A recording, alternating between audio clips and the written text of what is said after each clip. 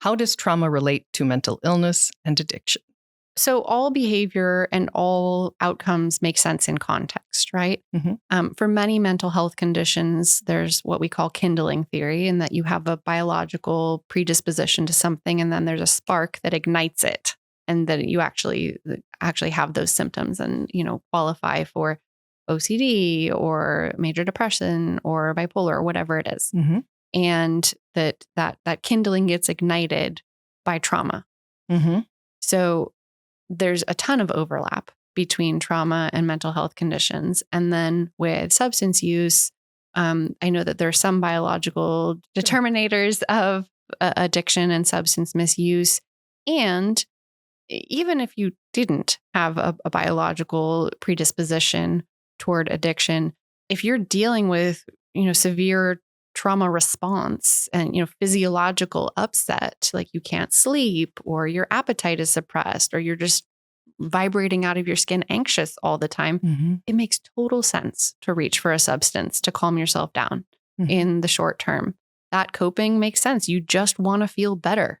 You just want to have some control. You want to have some say over what's happening with your body. And in the short term, it works. And in the long term, it does not. And then you start to feel out of control. And then you have added trauma that comes with addiction and other, scary circumstances you may have found yourself in, or relationships that you were in that were centered around substance. And that they kind of start, you're in a feedback loop of trauma and substance. And that's why they very often go together.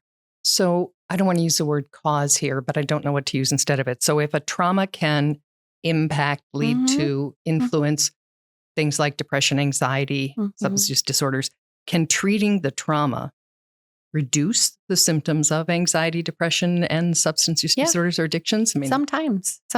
And sometimes there's a specific order of operations. Like when I am doing trauma therapy, the specific modality I use, I ask people to be sober 24 hours before and after, to actually give the brain a chance to do all the building of new neural connections that it is making, just to really maximize the impact of that treatment. And there are some people that wouldn't be able to do that. So they would need to address the substance use before doing the trauma therapy. So I think if the substance use has become really pronounced, probably addressing that first and then doing the trauma work once you've built up all of those resources and the ability to handle the really emotionally intense material of trauma therapy. Because the last thing I want is for someone who's kind of early sobriety and kind of white knuckling it through, like building up their toolkit to start trauma therapy and then get really overwhelmed and then I can't do this anymore. And then, go out of their sobriety. So there does need to be an order of operations, but in terms of the benefit of trauma therapy to other mental health conditions and substance use, absolutely. You're going to see some reduction in symptoms of mental health conditions with treating the trauma. It can be hard to distinguish depression and trauma, or anxiety and trauma, or ADHD and trauma. That's a huge one. There's a lot of overlap. And so I would say I just like to be very hopeful. Like there is a lot of hope for people that are struggling, and figuring out what order of operations you need to go in for your specific case would be really important.